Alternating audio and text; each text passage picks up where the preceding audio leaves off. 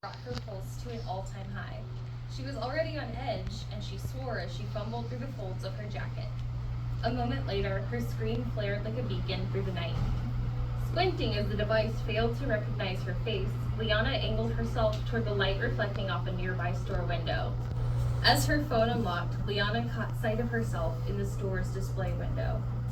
She let out a stream of nervous energy.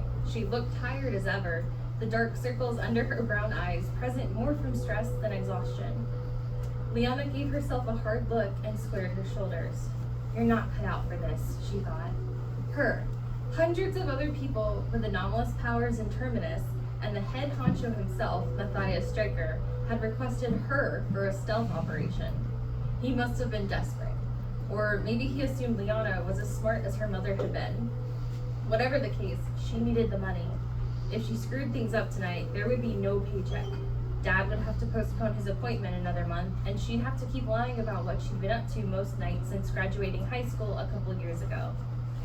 Liana took a moment to straighten her curtain bangs. She gave her dark outfit a once-over. Then she tugged her shoulder-length braid of black waves into her jacket. When her phone buzzed again, a gentle reminder that she still had an unread message, she nearly jumped out of her skin. Hurry up. Liana rolled her eyes, silenced her notifications, and shoved the device deep into her jacket. It was only Jace, but it could have been her handler at Terminus. Maybe even a direct order from Stryker, she thought, humming something light to keep her panic at bay. Being requested for a mission wasn't totally uncalled for, since Mom had worked alongside Stryker for a while before she died. Liana had felt like this day might come. She just didn't expect it to be something so simple. Eavesdropping. That was the short of her handler's instructions. Listening in on some meaningless conversation she wouldn't understand in a shady back alley, more like it. Right now, Liana's only concern was finding Jace. As her mentor, he would have more information about the assignment, and hopefully a pack of the chocolates he always seemed to carry. As Liana's breath shortened, her steps lengthened. The west side of New Wick was nowhere to be strutting around this late at night, but with the impending threat of a thunderstorm, no one would bother to look at her. Even so, Liana was relieved to reach the alley she'd been searching for. As promised, it was sandwiched between two run-down buildings, the passage narrow enough that she hoped she didn't run into someone on a smoke break. Her joints couldn't work fast enough once she squeezed through to the other side. Even though she was hunched beneath the hood of her jacket in an attempt to stay invisible, every streetlight seemed to point at her. There she goes, they whispered, off to sell another piece of her soul. Liana reached up as the skin on the back of her neck prickled. Her braid held tight, but it wasn't strong enough to stop the end from drifting out from beneath her collar. She clutched the braid as though it were sentient. It may as well have been, but that was only a side effect of her anomaly. Because Liana had received serum animalia as an infant, her diagnosis had been expected, but not the nature of her power. Experts had deemed it was a form of telekinesis, but to what extent was still unknown. Liana was sure there was more to it than that. It should have been easy to have telekinetic powers. Look at something, command it to move, reach things from far away, never need to bend over to pick things up. Sometimes it was that simple, but most of the time, Liana's powers were like claws attached to her thoughts, hungry to dig into anything if she wasn't properly focused. Until middle school, her will had been almost uncontrollable, her mind frantic to hold on to anything and everything when she slipped into her mindscape. There's an ad break in the book reading, just so y'all know. Gotta properly monetize. Reread the last sentence. Until middle school, her will had been almost uncontrollable, her mind frantic to hold on to anything and everything once she slipped into her mindscape, including her own hair. So, to keep the snide remarks from normal children at a minimum, Liana's mom taught her how to braid her hair. A necessary evil, she called the scalp flat braid, but to Liana, it was just one more reminder that she was an anomaly. One more reminder of why she was out here this late, desperately trying to keep from shivering with nerves in the biting winter air. After all, if anyone cared about rights for anomalies, they worked for Terminus, kept to the shadows and hoped to not be spat on for having Evos' ink on their knuckles. On the other side of the alley, a streetlight flickered. Liana peeked at her phone. No new messages. Her chest tightened. With the way Jace pestered her every time they were about to meet up, radio silence wasn't a good sign. She thought of what to text him, fingernails clacking against the screen. A hand fastened around Liana's mouth and dragged her backward. Her phone clattered to the ground as she steadied herself, fists clenching in retaliation. She panted for air, hands trembling as her captor let go. As she spun around, Liana let her thoughts surge and was met with a familiar pair of blue eyes. Jace, a whole head taller than her, his playful stance not so daunting as he gave his classic crooked grin. At the sight of his teasing eyebrow waggle and the dimples in his ruddy cheeks, Liana's mind released the wads of street garbage she considered flinging at him. "Are you 12? She snarled, struggling to keep her voice at a whisper. "I was about to knock you out." He smirked. "Before or after you started flailing around?" As Liana groaned, Jace softened an apology before he ducked to pick up her phone. Liana's stomach nodded. Jace was a dork, but he'd do anything she asked. She was hesitant to feel the same. As her mentor, Jace had been by her side every step of the way since last year. When her dad had first been admitted to the hospital, he'd been the one to show up, run his card when they got breakfast after late-night terminus assignments, always show up at the apartment to see if she'd gotten a chance to get some sunlight on nicer days. Despite Jace's upbeat outlook on life, Liana struggled to match his energy. Besides, she was convinced his favorite pastime was finding new ways to get under her skin, make her hair stand on end on purpose.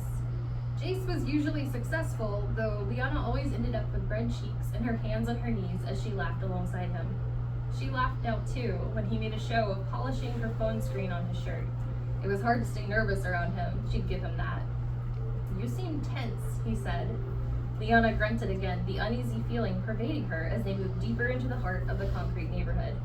Gravel crunched underfoot, the sound a bit too loud for her liking. "Did Terminus tell you anything else? How long are they expecting us to stay?"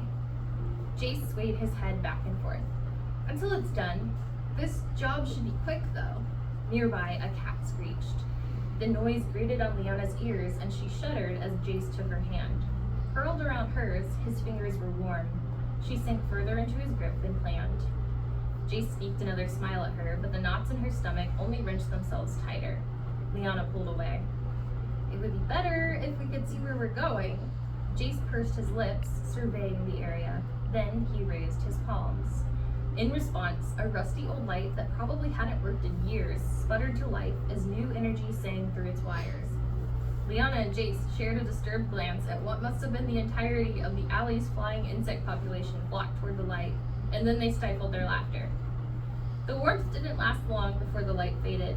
Jace's trick could only follow them so far before he'd need to find another conduit, but when he stopped illuminating new light fixtures, Liana knew they were close. She kept her voice hushed as her anxiety began to build. "Any idea why Stryker requested me for this mission?" Jace gave a bewildered look. "Stryker? As in Matthias Stryker?" "Yeah," Liana wished she could dissolve. "Maybe because my mom worked with him." "This must be some sort of initiation for you." Jace straightened a little, smoothing a hand through his blonde hair. "I wonder if he knows who I am." Liana shoved him gently. "I don't get it though. I haven't done anything crazy, and we're just supposed to be eavesdropping? How is that an initiation?" Jace breathed in, the air hissing through his teeth. "I mean, we're eavesdropping on Eonites." Liana recoiled. "You didn't know?" Jace's brow knitted. "My handler sucks at briefing," she paled. "Says he's got like 20 other animals to talk to, but that makes sense. I've never been on a mission involving Eonites." Jace gripped her shoulder, the sudden movement sending a shock through her system. "Don't worry about impressing anybody," he said. "Just follow instructions and stick with me." She blinked at him, brushing his hand off. Instead of letting go, Jace reached for her hand and squeezed. "Eonites aren't that scary," Jace leaned closer. "I've been on plenty of missions involving them. Half the time they stay in their human form." "What if they don't?" "Then we run. Can't get any information out of them like that anyway." When Jace rustled through his coat to offer her a chocolate, Liana should have been excited. Instead, she pressed her lips in a firm line. "But why does Stryker want me doing this? If I were going to really integrate someone into Terminus, I'd have them steal something big or, I don't know, start a fire." Jace laughed, and then he bobbed his head. "Lee, if you get promoted, you'll be the same rank as me. We'll have a chance to really make a difference if we're both mentors. Train recruits, show them what Terminus is really like. None of that terrorism stuff people think we're all about." You'll make more. You can get your dad better treatment. Don't. She shied away from him. Don't talk about that. He's going to die whether I do this or not. Lee, Jace begged. We've been through this already. I'm not going to sugarcoat it. He looked like a hurt puppy. Liana couldn't help the guilt that bubbled in her throat. She kicked herself internally, eyeing the path they should have been doubling down. I'm sorry, she lied. Getting promoted just feels pointless. We can talk about it later. Jace sulked as he followed her. He was right about being promoted, though, and Liana hated it. If only she could find a way around her fears. Moving up was supposed to be all she wanted since joining the rebel group. After all, her father had been denied too many things because of Liana's animalia. She hated herself for it, out of her control as it was.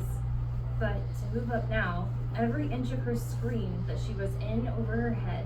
Terminus was unkind to failure.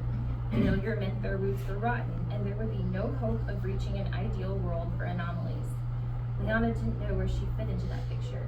At first, she joined Terminus to be like her mother, to be on the side of history that cared about justice. After all, why should anomalies be treated so low for the very thing mankind had made them to be? It was the Aeonites' superior abilities and alien biotechnology that had birthed the idea of superpowered humans in the first place. And still, anomalies had been quickly discarded, considered dangerous threats with no moral compass, anywhere close to the high and mighty creatures who inspired their creation. But Terminus's fight to rid Earth of its cosmic cohabitants was the last thing on Liana's mind these days. Not with how Dad's cough had gotten worse and the way his skin had quickly faded.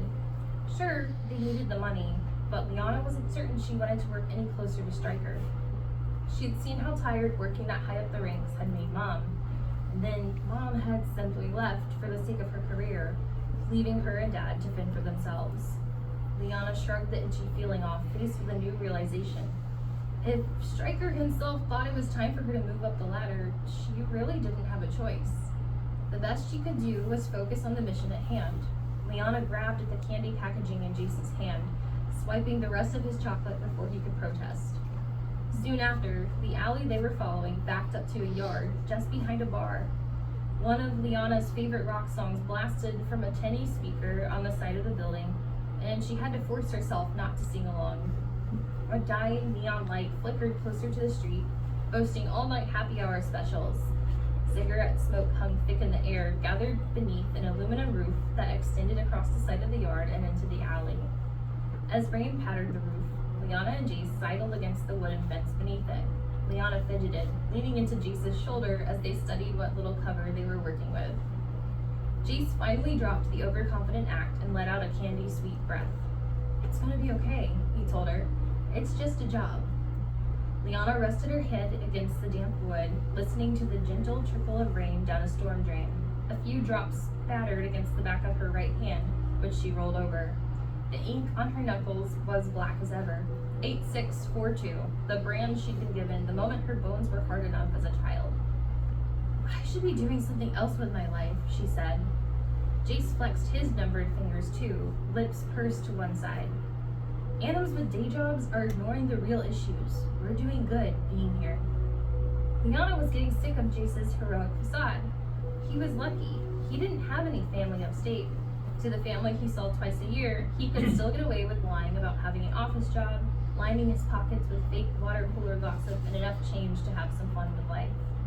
Meanwhile, Liana lied to her dad every morning, coming up with tales of customers who didn't like the way she made their drinks at the late-night cafe she'd invented for her stories.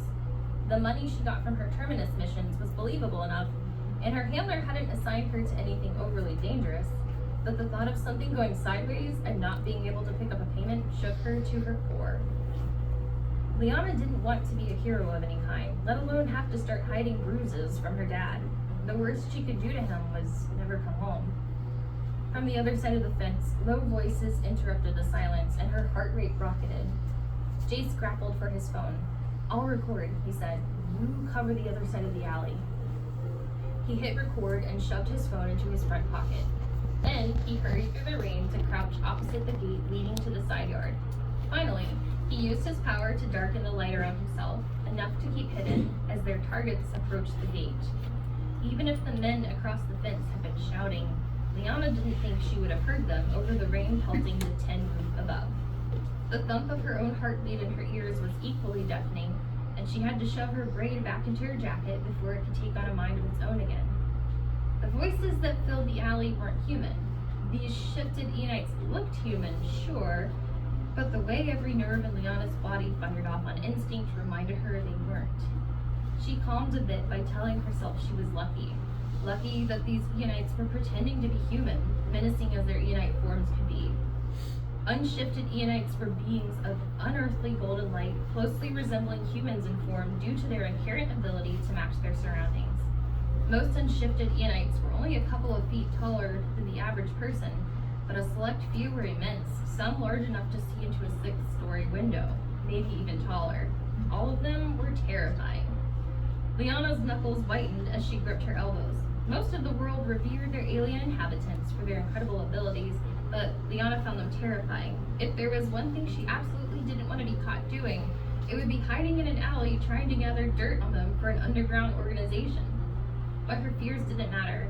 Terminus needed eyes on this meeting.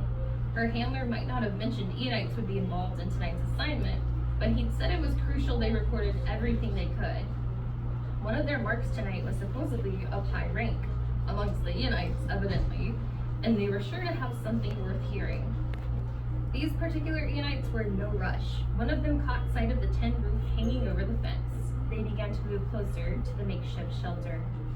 Liana froze. Any closer, and they'd see that her crouched form wasn't just some pile of junk in the back alley. She hadn't even had time to come up with an escape plan.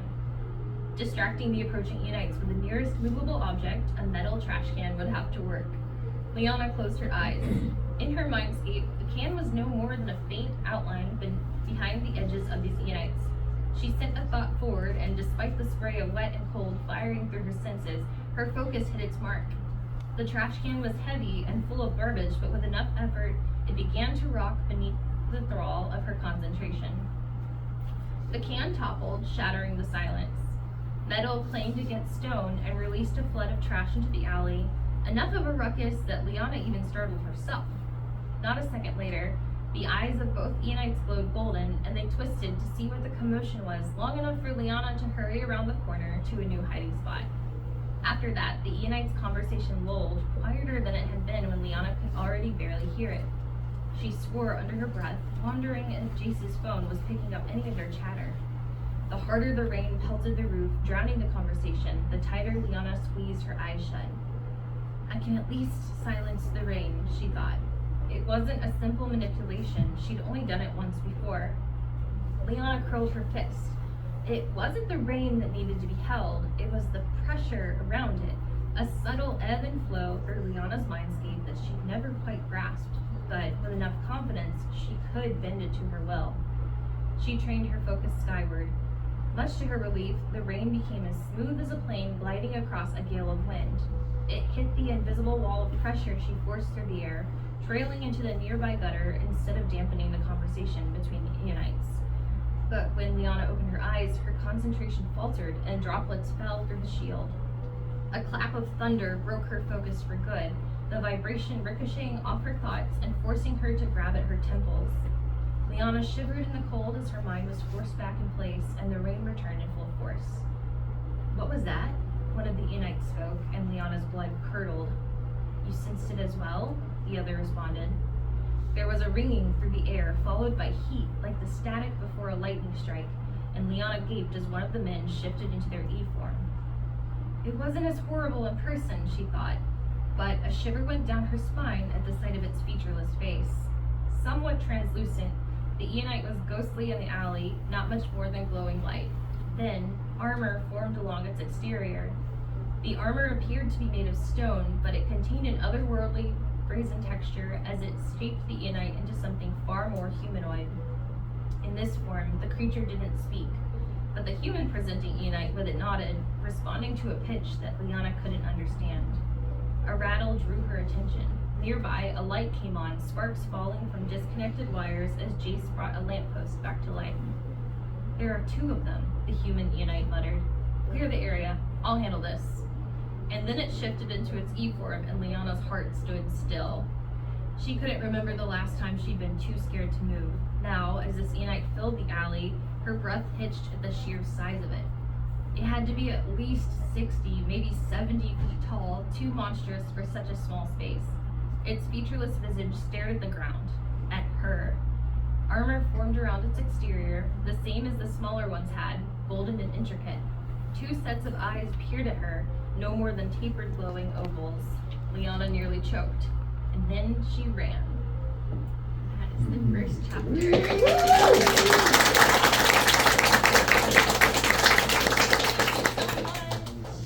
Okay, so we're gonna do a Q&A.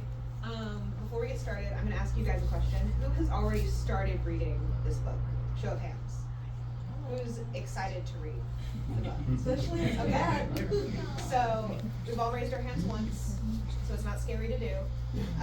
You raise your hands if you have a question, and I'll call on you. And when somebody's asking a question, if we could put our hands down so other people can see and everything. And then when we say next question, you can put your hands back up. Sound good? Okay. So if anyone has any questions, just right back there. I want to know how you came up with the design for like the alien creature. For this, well, so I'm a digital artist too. I just wanted to have the representation of what it looked like, and I kind of had an idea in my head. I've been toying with the story since like 2020, and it just, I don't know, I guess I thought about it for a little while, and it was a trial and error, like redrawing the concept art over and over again, and then one day I landed on something that I really liked, and I kept doing that one, so it's just kind of trial and error. I'm gonna steal my phone background to this. And my phone background. Any more questions? Tattoos and glasses. I'm sorry. What came first, the cover design or the story? The story. So yeah, the cover really came together earlier this spring. I had another author friend, her name is Melody Stout, and she does cover designs. So she was like, I want to do this one, please. And I was like, okay, yes. Right. Any more questions? Or Oh, sure? so I have a question about your target audience for the book. So in your mind, who's your target audience? I would say 16 and up. So Okay. there are some heavier themes involved and some violence, but I would say, kind of depending on you, it's appropriate. I would say 16 and up. The new adult, she's like 22, 23 in the story. Any more questions? When are your next books coming out? Okay. So this one just came out last month, and I've already written a good chunk of the sequel. I have 3 books planned, so the next one I'm hoping for summer 2025. Is there a website with your art on it? Oh, not really. I kind of post randomly. I have my website, which is, I think it's, this is embarrassing, I don't know my own website name. Renick.com. And I have an Instagram as well where I post, silly videos and all that. All that's on there, on the little QR code. Do you have any music that goes with this? I do. I also make my own songs, and I have some on a playlist on YouTube. So I share those sporadically as well. Anybody else? There. Do you think that your favorite books inform the way that you write, and what are some of those? Yeah, absolutely. So my favorite authors are Marie Lu and Scott Rankin. Scott Rankin was a huge influence. I found his books like back in 2018. He has the Nixia series, and they're some of my favorite sci-fi books ever. They're very like YA, middle grade accessible. I just love his twist on sci-fi. I love sci-fi. And then Mary Lou, it's also really good YA storytelling and adventure. Who else? In the back. So going back to something that was going back to 2020, the year that we won't talk about.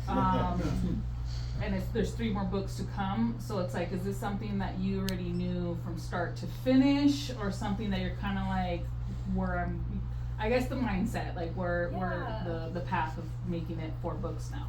Okay, yeah. So it's actually gonna be 3 books. so 2 more. Okay. I am what they call a planter. There's like a pantser, which is somebody who just wings it. They just do it. And then there's a plotter, somebody who plots things out. And I have tried both. And then I found the happy medium planting, where you kind of sprinkle the seeds as you go, but you do follow a loose outline. And I really got into writing this because I was like, I want to make this story happen. I love this story so much. Like last year, around this time last year is when I really started going. And then I was like, there's so much more to tell. I got to the end chapter and I'm like, I'm not done. I have more. And I've never had that experience before, because I have written a standalone novel called Corrosion. There's a couple copies here. And I just didn't think I had it in me. And then I did one day. I was like, I love this story. So. What's the world in which this is set? Is it supposed to be like Earth, like in the future? Is it an alternate universe? It's like an alternate universe. So you'll see the name of the city is Newick. Very imaginative spin on kind of like a blend of New York City and Chicago. So it's like that kind of environment. There's references to real world places, but it's like an alternate reality story. Any other questions? Who were some of your favorite characters to write and why? Okay, so y'all didn't meet him, but Agent Wallace. Yeah. He's one of the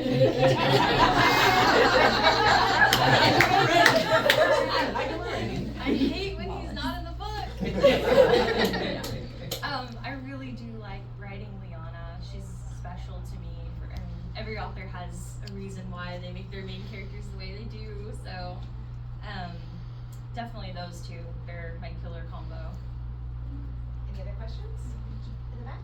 What did you learn after like writing Corrosion when you started writing this one? Like, what's the difference between your writing styles, if there is? Because they're like totally different, right? Yes. Honestly, I loved Corrosion, but I was like a fever dream of just writing and just throwing words on a page, and it was, I think it's good. But I kind of learned more that I need to set attainable goals when I do something like that, because the idea of writing as quickly as I did for Corrosion is a fluke, realistically. Or it could be, someone could just do that, and some people are amazing like that. For me, it was like learning confidence.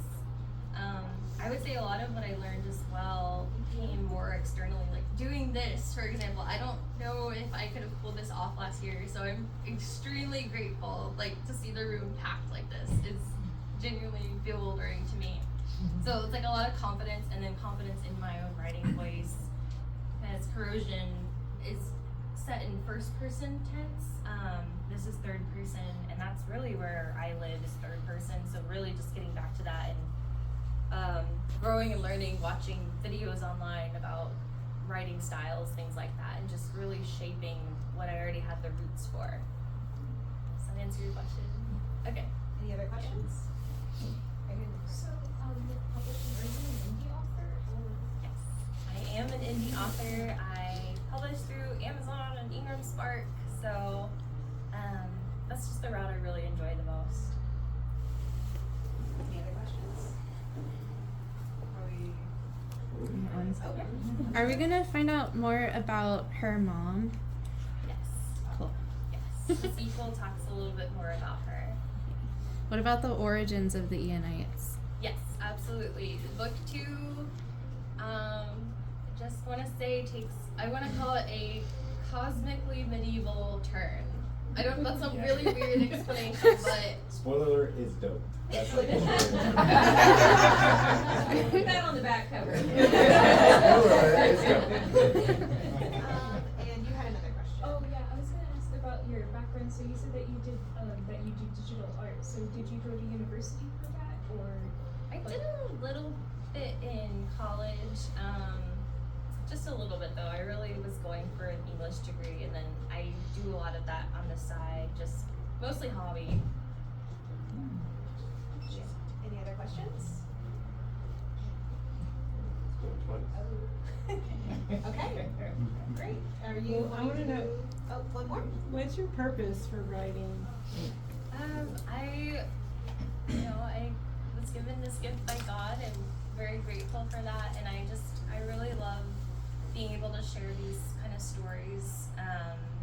It's my voice, it's how I speak to people. I don't really always feel like I'm very articulate, but this was just, it's an escape for me, and it's really nice to present to my friends and my fellow friend, my husband, the people who support me in my life. So that's why I do it. Ooh, I have a question. Do you workshop ideas with Eli? Or do you just tell him what you wrote and he's like, wow, that's dope? That's pretty much how it goes. No, I will share this really quick, if that's okay.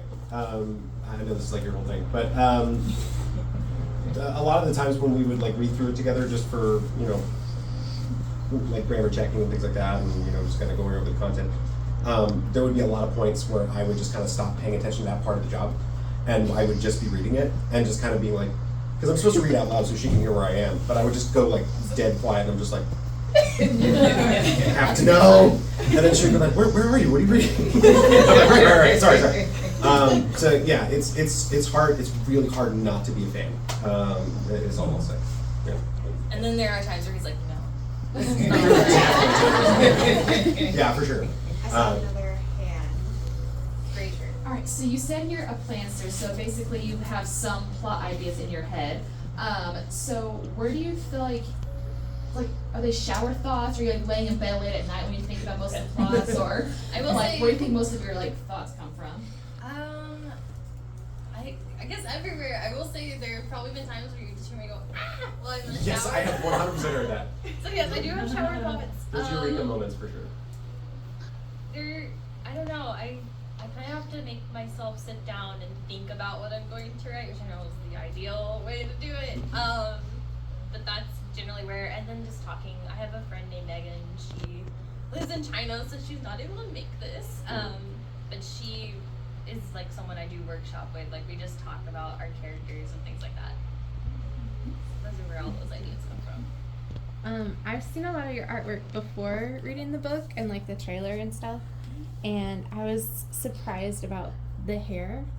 Oh yeah? So which came first, the drawings or the book writing? Or do you just kind of do it along the way? Because I don't think I've seen any pictures of Liana with hot pink hair. Oh, with not pink hair? Hot pink hair. Hot pink. She's, oh. Maybe I can't see it from back Wait, here. what was your question?